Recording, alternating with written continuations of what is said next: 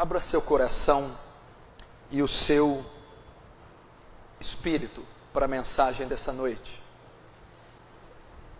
Essa oração do capítulo 17 também é chamada de oração sacerdotal. Jesus aqui representando um sacerdote, o sumo sacerdote, o verdadeiro, o único sacerdote. Por que oração sacerdotal? O sacerdote tem a função de representar o seu povo diante de Deus. Jesus então vai representar os seus discípulos, aqueles aos quais Deus o entregou, e vai representá-los em oração, vai orar, interceder por eles, vai apresentá-los diante de Deus em oração. Por isso é chamada oração sacerdotal. Martinho Lutero escreveu a respeito dessa oração, diz que ela é tão profunda e insondável que não podemos imaginar. John Knox, antes da sua morte, pedia para sua esposa ler no leito de cama João 17, Efésios, Isaías e também a passagem de João 17, e assim ele o fez até a sua morte. Tamanha a envergadura, a profundidade e a expressão do coração, dos sentimentos e da vontade de Jesus Cristo nessa oração. E a igreja, se tem algo que a igreja precisa aprender, é orar. Precisa cultivar a prática da oração. Precisa desenvolver o ministério da oração. A maioria de nós não sabemos orar. Outros não oram, nem sequer oram. E outros que oram não sabem orar. A nossa oração deve se basear em dois princípios. Primeiro, nas Escrituras. Elas nos trazem o modelo bíblico da oração. Você quer aprender a orar? Estude, decore João capítulo 17. O próprio Jesus é o maior modelo de oração. Você vai achar também no Antigo Testamento excelentes, estupendos modelos de homens de oração. No capítulo 9 de Daniel você vai encontrar a oração de Daniel. A ti, Senhor, pertence a justiça, e a nós a confusão de rosto. Você vai encontrar a oração de Esdras, em Esdras capítulo 9. Você vai encontrar Neemias orando, no capítulo 1, a oração de Neemias. E depois no capítulo 9, você também vai aprender, Neemias 9, um modelo de oração. Você pode encontrar a oração de Salomão. Você pode encontrar no Salmo 90, a oração de Moisés. E você pode encontrar em todos os salmos, na maioria deles, algumas expressões de oração do rei Davi. São modelos bíblicos para a oração. E eu preciso copiar o modelo bíblico para eu orar. Eu não posso orar de qualquer jeito. O segundo princípio é a inspiração divina. Em Romanos está descrito, Paulo escrevendo, não sabemos orar como convém, mas o Espírito intercede por nós. O Espírito nos auxilia nas nossas fraquezas. Ou seja, a segunda maneira é sendo inspirado pelo Espírito Santo. Palavras que você nem tem ciência, que você nem tem ciência que você as possui, elas começam a ser liberadas mediante a compulsão do Espírito Santo. Uma concordância, uma harmonia na oração, sem notar o tempo passar, é desenvolvida pela inspiração do Espírito Santo. Esse é o segundo princípio para uma oração. E a grande verdade é que a igreja atual e moderna nem consegue fazer uma oração escriturística, bíblica, pautada na Escritura, e nem também é inspirada pelo Espírito Santo. Então nós vamos ter o resultado final, que é apenas a oração da petição. Deus, me dá porque eu preciso, me dá, eu quero, me dá. Nós não precisamos de inspiração e nem de aplicação bíblica para fazer esse tipo de oração, pois Quem que não tem uma necessidade, fica quieto. Quem que tem uma necessidade, que fica quieto. E não se pronuncia, reivindica, flerta, redargue, para que receba essa petição. Então a oração deve se pautar nisso, nós temos que aprender a orar. É o bálsamo da igreja, é o combustível, a gasolina do cristão. E se você vê a grande debilidade da igreja moderna, atual, eu não diria nem que são somente os princípios bíblicos, porque talvez a falta dos tais leva a igreja a não cultivar a prática da oração. Mas a igreja é morta, é doente, os cristãos são mornos, fracos, doentes, porque não desenvolveram um ministério da oração. Não cultivam a prática diária, contínua da oração. Então, temos o quê? Uma igreja carnal, pessoas doentes, física e espiritualmente, pessoas insensíveis à voz de Deus, pessoas sem experiências pessoais com Deus, enfim, praticamente mundanas. Porque a oração é um mero rito, ou a oração é um mecanismo utilizado em momentos de emergência. Um filho ficou doente, bati um carro, estou numa situação de perigo, então eu recorro a Deus em oração. E não uma prática diária, contínua, de devoção pessoal, comunhão íntima, diálogo com o nosso Deus, o nosso Criador. É isso que precisa ser feito. É isso que precisa. Quantas horas você se dedicou essa semana em oração? Você poderia responder? Quantas horas, só nessa semana, você ficou de joelhos diante de Deus? Quantas horas você clamou pela misericórdia, pela graça dele? Quanto tempo você gastou, você foi consumido no Santo dos Santos, além do santo lugar, diante da arca, queimando incenso, adorando, bendizendo, clamando, intercedendo o Senhor? Como queremos resultados? Como queremos que almas se convertam, que doenças sejam curadas? Como queremos que a apatia espiritual, o distúrbio emocional,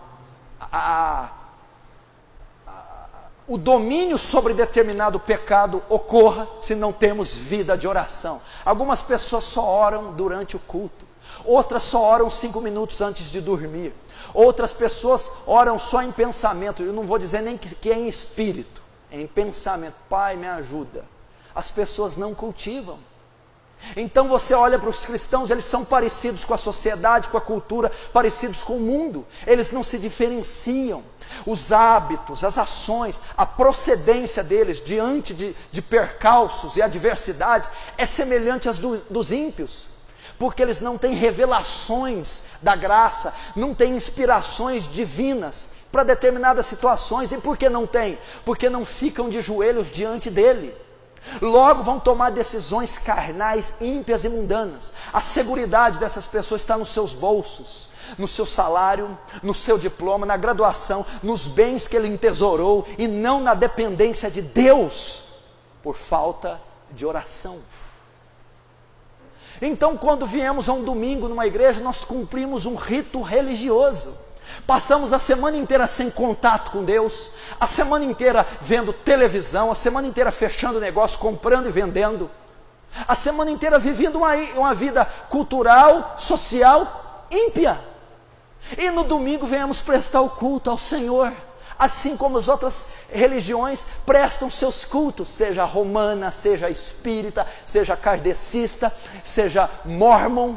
Nós fazemos a mesma coisa.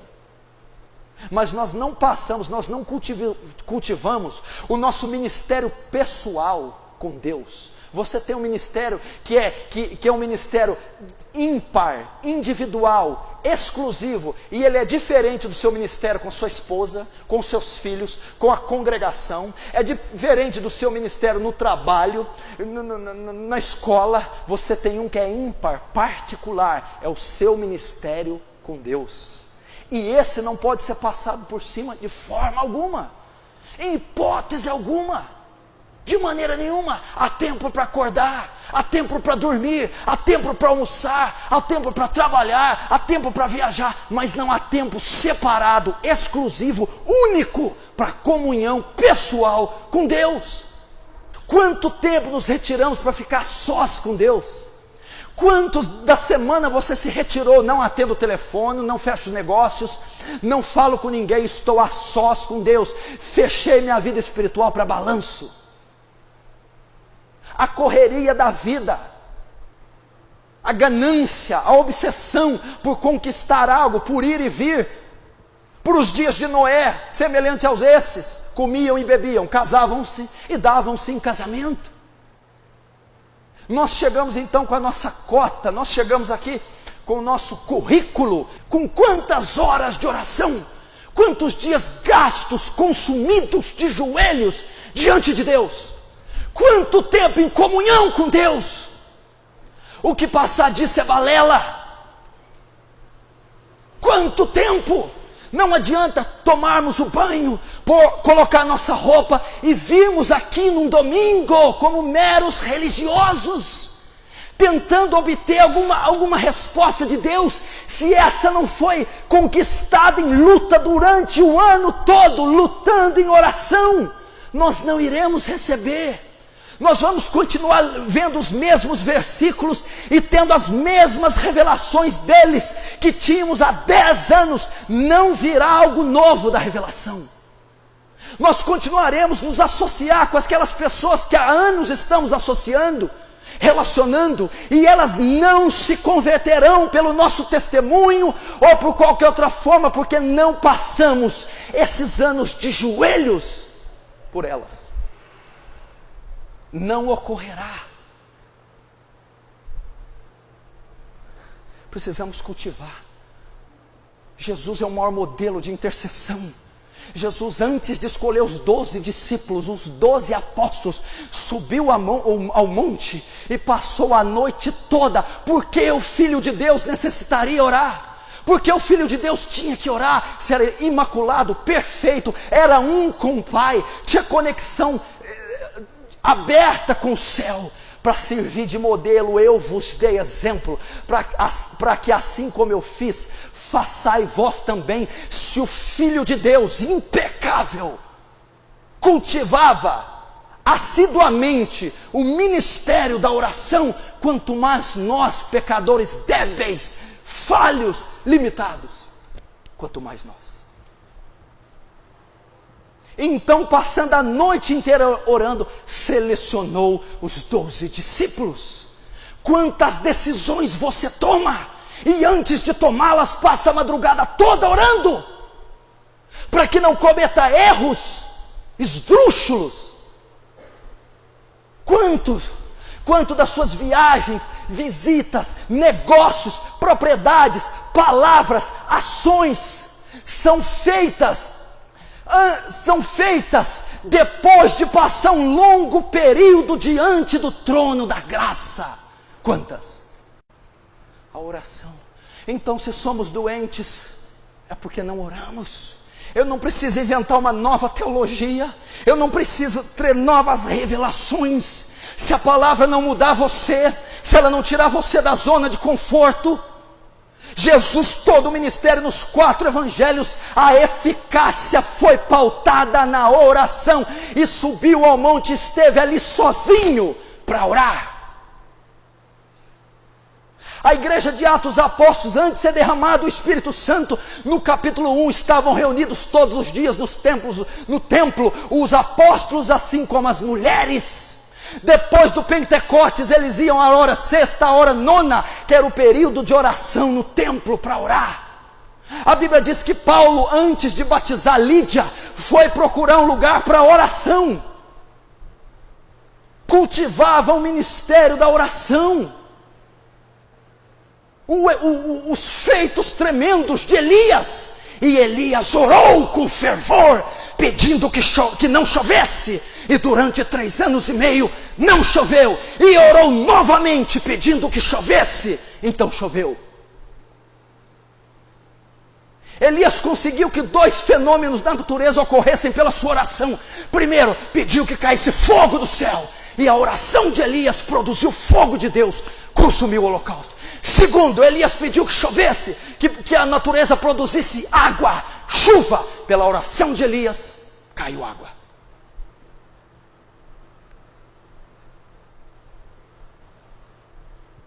Quando Josué ia pelejar com Amaleque, a Bíblia diz que Moisés subiu ao monte e levantava as mãos.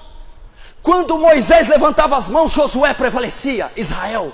Quando Josué abaixava, Amaleque prevalecia. O que está querendo dizer? A luta era travada fisicamente, Josué e Amaleque, mas ela era vencida espiritualmente. Quando Moisés rogava, quando Moisés bradava, clamava, orava, significa que Israel não ganhou nenhuma peleja sem intervenção divina em resposta a rogos e prantos.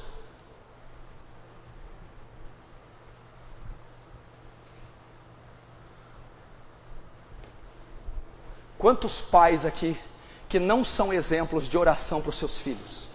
Quantas vezes semanalmente o seu filho pega você de surpresa de joelhos? Quantos? Quantas vezes a tua esposa pega você de madrugada chorando de joelhos? Quantas vezes esse ano isso ocorreu? Quantas vezes você, marido, viu sua esposa de joelhos? Quantas vezes, quantas deixamos de dar testemunho aos filhos, como queremos que eles cultivem a vida de oração, sejam fortes e poderosos, se não somos exemplos para eles, se não somos exemplos para a esposa, se não somos exemplos para o marido, ou para os nossos pais. Você sabe que o seu marido não é um homem de oração, não é isso que você está pensando? Você sabe que a sua mulher passa mais tempo na frente da TV do que estudando as escrituras e de joelhos. Você sabe disso, que ela é carnal e que provavelmente ela não vá para o céu. E você está clamando para Deus ter misericórdia dela, que ela está totalmente fora do contexto. Não é isso? Que você conhece ela há muitos anos e ela nunca foi uma mulher espiritual, nunca foi de oração, sempre uma mulher carnal. Não é isso?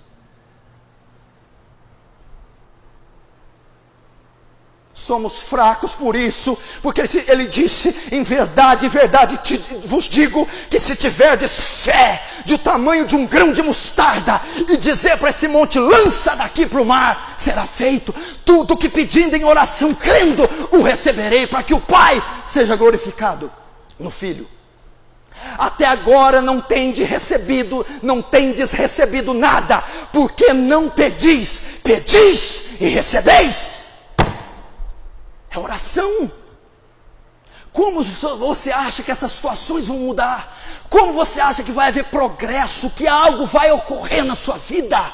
Não vai ocorrer por qualquer outra forma, a não ser a intervenção de Deus em resposta à sua oração. Veja Josué, para que ele vencesse a batalha, a lua tinha que se deter em Ajolão, o céu, e em Gibeão. O tempo tinha que se alongar, porque se escurecesse, Josué perderia a batalha. A Bíblia diz que ele orou. Como é que é? Só venço a luta.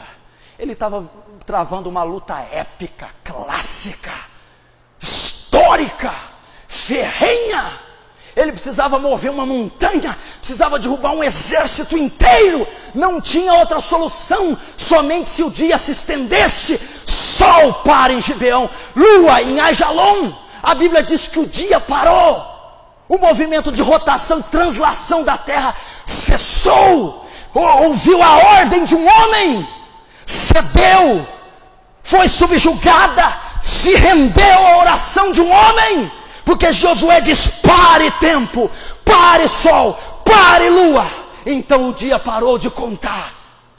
E aquele dia se acresceu quase que mais 24 horas. Os grandes exércitos só irão ao chão mediante a oração. As grandes montanhas da sua vida só serão deslocadas mediante a fervorosa oração intercessória. Não pense você que almas virão ao conhecimento da verdade sem que alguém esteja de joelhos gemendo por elas. Não virão. Não pense que o poder virá porque foi prometido, porque está na presciência, na soberania de Deus. Não! Derramarei água sobre o sedento. Águas fala do poder, águas fala do Espírito. Estar sedento fala de alguém que está perseverando, de alguém que clama de noite, que transpira, alguém que luta em Deus, com Deus em oração, até que essas águas sejam derramadas.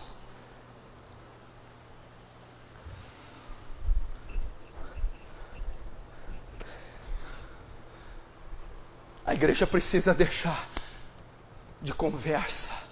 Pare de conversas, simpósios, conferências, congressos, bate-boca teológico, ponto de vista, autojustiça. Dobre os joelhos a sós com Deus e o clame até que Ele venha. É isso que a igreja precisa. Se feche no quarto, se isole. Se você ler as biografias bíblicas, Moisés foi ao monte e ficou 40 dias, não comeu nem bebeu. O que Moisés foi fazer ao monte? 40 dias, continuamente em comunhão com Deus. Lê a biografia de David Brainerd. Lê o diário de David Brainerd. Você vai lá, que missionário notável, morreu com 29 anos, mas ele deixou um testemunho, uma biografia que é modelo ministerial para todos os homens de Deus, das gerações posteriores. Qual era o testemunho fantástico a ser copiado por todos os outros séculos em David Brainerd? A vida devocional.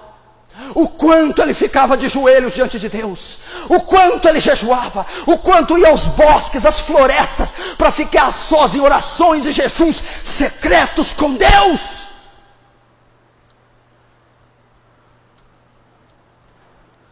Por isso você segue carnal, por isso você não vence a imoralidade, por isso você não vence a corrupção, por isso que você não vence o orgulho, a soberba, por isso que você não obtém resultado, progresso espiritual, familiar. Por isso, porque não ganha essas batalhas de joelhos, porque não ora horas a fio, porque não ora semanas consecutivas, madrugadas consecutivas, até que Deus seja importunado de tal maneira que te atenda.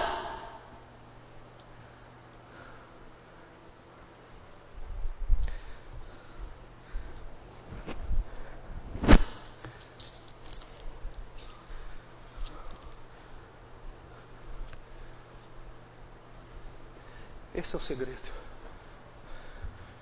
Um homem, quando dobra os joelhos, lembra na oração de Daniel, durante 21 dias, estive jejuando, estive triste, manjar desejável não comi, até que se cumpriram as semanas. O anjo vem a ele e diz: não tema, Daniel, um homem muito amado, desde o primeiro dia que aplicaste o teu coração, são ouvidas suas orações, e eu vim por causa delas. Mas o príncipe da Pérsia me resistiu, e eu fiquei bloqueado durante 21 dias. Mas foi ordenado a Miguel que me ajudasse. O arcanjo Miguel vem, retira o príncipe da Pérsia, ele solta Gabriel e traz a resposta a Daniel. O que significa? Quando Daniel se prontificou a orar, dobrou seus joelhos, uma batalha espiritual foi travada, sem que Daniel soubesse, uma batalha cósmica. Algo estava acontecendo, porque um homem dobrou os joelhos, e porque ele obteve vitória. Durante 21 dias, principados se opuseram a Daniel. Durante 21 dias, uma nuvem espessa, negra, se avolumou sobre Daniel. Mas Daniel venceu, porque 21 dias não parou de clamar. Então Deus manda o anjo Miguel, e uma batalha espiritual travada, uma batalha entre demônios e anjos. Mas Daniel sai vitorioso, Por quê? Porque Daniel não é como a maioria de nós. Daniel não desistiu, Daniel perseverou, Daniel conhecia o real valor da oração, Daniel não negligenciava a oração, Daniel sabia a profundidade do que é um homem que ora. Quantos de nós, os príncipes da Pérsia, estão prendendo, levando cativos, impedindo respostas de Deus, impedindo que portas se abram? Quantos príncipes da Pérsia não dominam seu casamento, não te enchem de chagas e enfermidades, não te deixam esse cristão fraco, imoral, carnal, que não compreende nada das coisas de Deus? Quantos? E por que o príncipe da Pérsia prevalece? Porque você não cultiva a vida de oração, porque você não é um homem que sangra seus joelhos, porque você não é uma mulher que deixa de gastar 2, 3 horas na frente do maior instrumento de cobiça que existe, que é a televisão. Aqui você vai ouvir falar muito da televisão. Aqui você vai ouvir falar o tanto que ela é podre, o tanto que ela é vil, o tanto que ela é perversa, e o tanto que um cristão tem que se afastar dela. Muitas pessoas irão ao inferno porque adoraram mais a TV do que o Criador. A televisão é um empecilho porque ela tira o tempo da edificação da igreja. Ela tira o tempo do pai estar transferindo afeto para os filhos. Ela tira o tempo do pai estar ensinando a Bíblia para a esposa. Ela tira o tempo da família ter comunhão afetiva. Ela tira o tempo da vida devocional da igreja, pai, filho, mãe.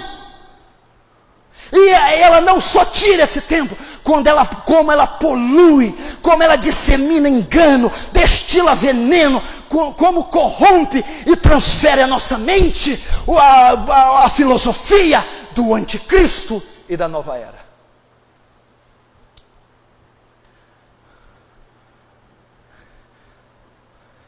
Então, os príncipes da Pérsia seguem.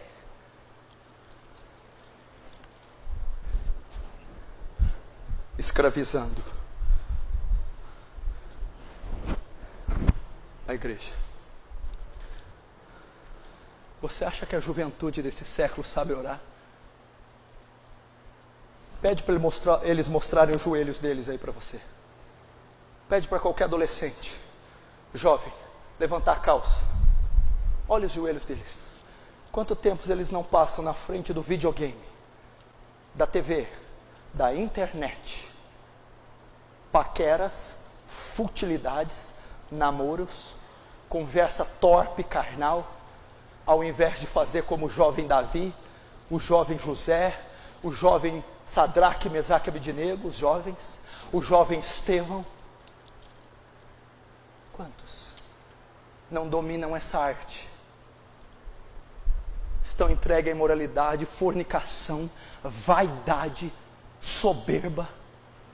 Estão entregues ao mundanismo secular por falta de oração. A oração destrói qualquer inimigo.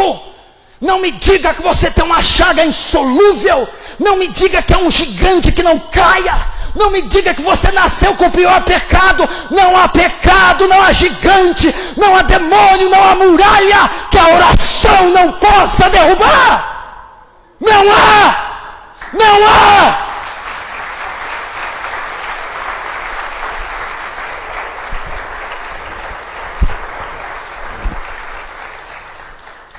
Não há nada. Irmão, Napoleão, César, Carlos Magno, Alexandre o Grande, todos esses homens conquistaram reinos. Nabucodonosor, Hitler, Mussolini, Stalin avançaram, conquistaram reinos e triunfos, batalhando ao fio da espada, pela lei da pólvora. Mas a igreja desde Gênesis segue rompendo as trincheiras do inimigo, dominando os terrenos, conquistando batalhas de joelhos, em oração constante. É assim que vencemos. Sem levantar uma espada, sem uma calúnia, sem um artifício natural, porque as armas da nossa milícia não são carnais, mas poderosas em Deus para destruir fortalezas. É a oração.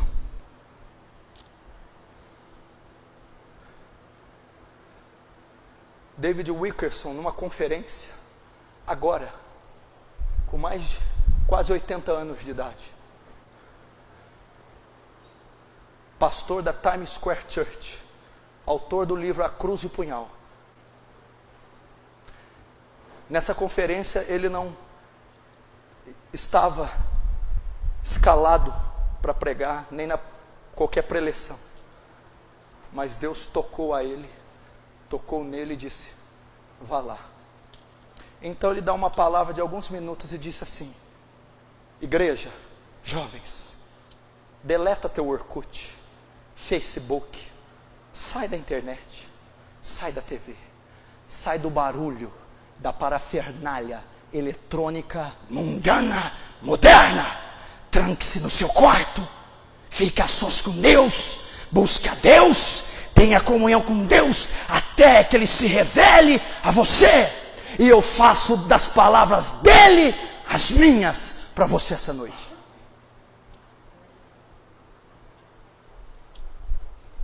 Precisamos orar.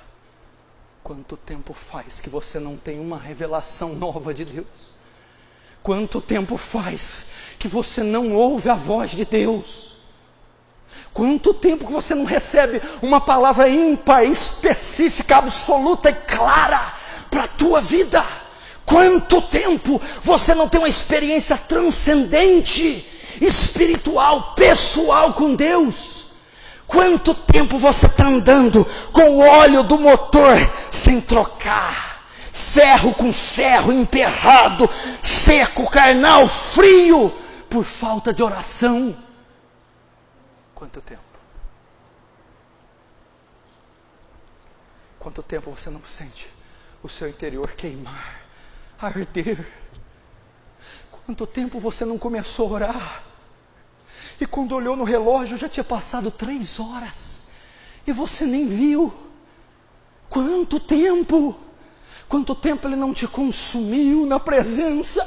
E aquilo que Ele sente, você passou a sentir. E aquilo que Ele sente pelo aborto, pelo homossexualismo, pelas guerras, pela corrupção, Ele não transferiu a você. Filho querido, sinta minhas dores por uma nação perdida. Sinta o que eu sinto, compartilhe comigo em oração minhas dores. Quanto tempo?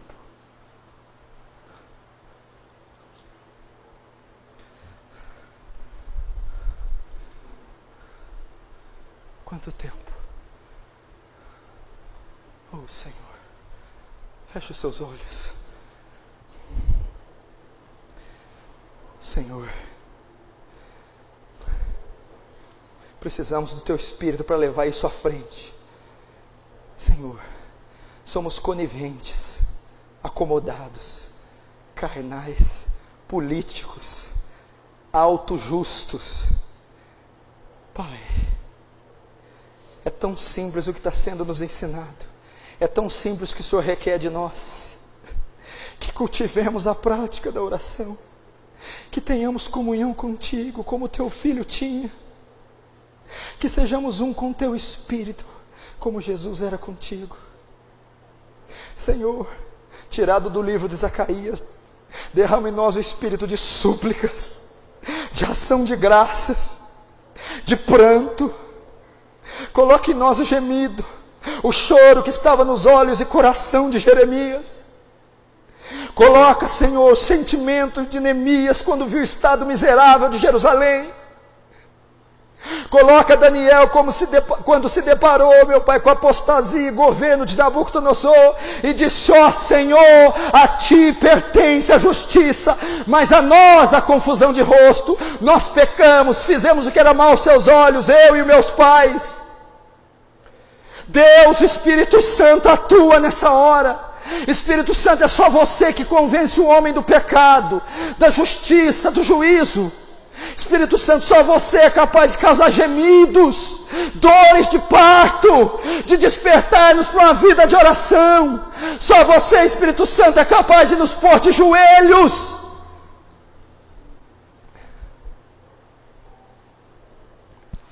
Vem, Espírito Santo. Vem, Espírito Santo. Leve esse povo à oração. Leve esse povo à intercessão. Oh, Espírito Santo, nos ensina a orar, porque nós não sabemos. Nos ensina a orar como convém. Oh, Deus, atende-nos, Senhor. Que período seco estamos vivendo, Senhor. Quantas trevas, quanta desolação, Senhor. E nós nos sentindo tão fracos, tão impotentes. Senhor, tem misericórdia de nós. Espírito Santo, se apodera desse salão, leva as pessoas até Jesus, leva as pessoas à santidade, leva as pessoas à espiritualidade. Nos dá a mente de Cristo, Senhor. Nos dá o fruto do Espírito: longanimidade, benignidade, bondade, mansidão, alegria, paz, domínio próprio. Nos leva a buscar as coisas do alto, lá de cima, e não as daqui da terra. Leva a nossa mente cativa à obediência de Cristo Jesus. Cativa a sua palavra. Remove as cadeias que prendem seu povo. Quantas pessoas cativas não estão aqui, Senhor? Quantas pessoas enfermas, doentes, quantas pessoas estão algemadas, estão em prisões há anos, servindo a concupiscência dos olhos, a concupiscência da carne, a soberba da vida. Quantas pessoas são escravas do homossexualismo, escravas do álcool, escravas da nicotina, escravas dos remédios, do pânico, da depressão. Deus, pela oração, liberta essas pessoas, cura essas pessoas, vivifica. Senhor, me coloco diante delas, como Ezequiel no vale de ossos secos. Ó Deus, pode esses mortos reviverem? Tu sabes. Então eu digo: ossos secos, ouvi a palavra do Senhor. Ossos secos, recebei o Espírito. Vento dos quatro cantos, soprai sobre esses ossos. Ossos secos, revivei, revivei pela palavra, pelo Espírito da sua graça. Revivei, revivei, em nome de Jesus. Oh, em nome de Jesus.